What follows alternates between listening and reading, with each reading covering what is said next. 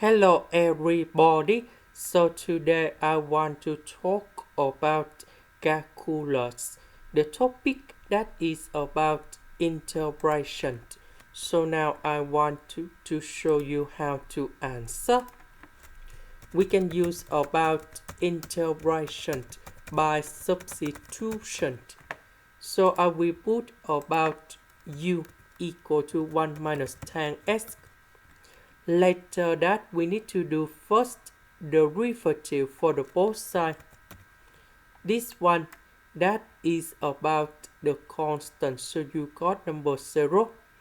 This one we have secant of s to the power of 2. Because we don't have the negative side in here, so I will put this one go to the left.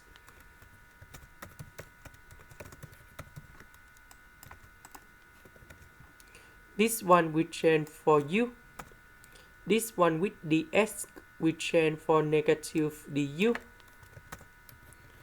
So the integration of this one we have 1 over u, and I will put about c.